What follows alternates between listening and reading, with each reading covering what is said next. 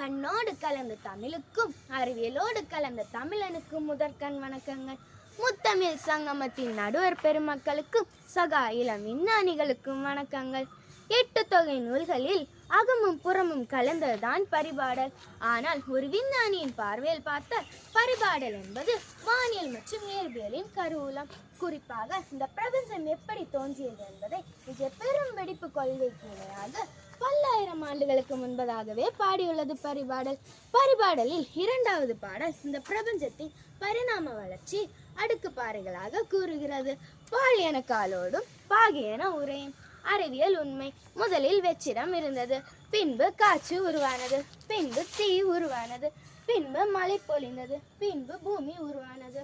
இன்றைய நவீன அறிவியல் கூறும் பிரபஞ்ச தோற்ற முறை அஞ்சே பரிபாடல் பாடியுள்ளது. இது ஒரு மனிதனின் அண்டவியல் அறிவுக்கு மகுடம் சூட்டுகிறது. பரிபாடலில் கோள்களின் நிலை மற்றும் கிரகணங்களை பற்றிய செய்திகள் மிக துல்லியமாக தரப்பட்டுள்ளன. செவ்வாய், புதன், குரு, வியாழன் போன்ற கோள்கள் வானில் எந்த நிலையில் இருந்தால் மழை பெய்யும் என்று வானியல் அறிவை பரிபாடல் கூறியுள்ளது. ஓணம், கார்த்திகை தீபம் போன்ற விண்மீன் கூட்டங்களை வைத்து காலங்களை கணிக்கும் முறையை தமிழர்கள் அறிந்திருந்தனர்.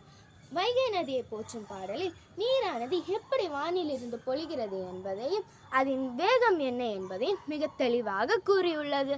பரிபாடல் என்பது ஒரு இசை நூல். அதில் உள்ள ஒவ்வொரு பாடல்களுக்கும் பண் வகுக்கப்பட்டுள்ளன. இசைக்கருவிகளின் அதிர்வுகள் மற்றும் ஒலியின் சமநிலையை வைத்து ஒரு மனிதனின் மனதை எப்படி மாற்றலாம் என்பதை அன்றைய தமிழர்கள் அறிந்திருந்தனர். பரிபாடலில் நண்பர்களே, பரிபாடலில் உள்ள அறிவியலை ஸ்டீஃபன் ஹாக்கிங் போன்ற அறிவியலாளர்களை வியக்கும் வரை மிக அழகாக உள்ளது. ஆகவே பரிபாடலை பயில்வோம், இந்த பிரபஞ்சத்தை அறிவியலால் வெல்வோம் என்று கூறி முடிக்கிறேன். நன்றி, வணக்கம்.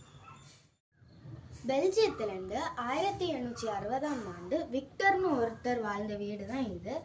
இது அவர் என்னத்துக்கு தமிழ்நாட்டுக்கு வந்தாருன்னா, இந்த ஏரியாவில் ரொம்ப காலரா பாதிப்பு இருந்து அதனால இந்த மக்களுக்கு மருந்து தயாரிக்கவும் அவங்க உயிரையும் காப்பாற்றினாரு.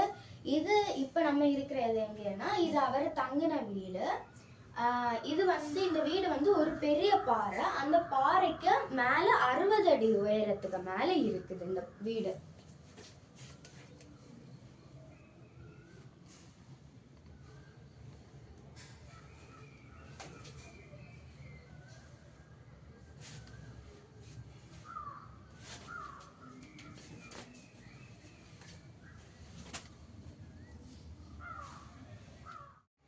முதல்ல நம்ம மேலே பார்த்தது விக்டர் அவர் தங்கின இடம். இது விக்டர் அவர் உணவு மற்றும் மருந்து தயாரித்த இடம்.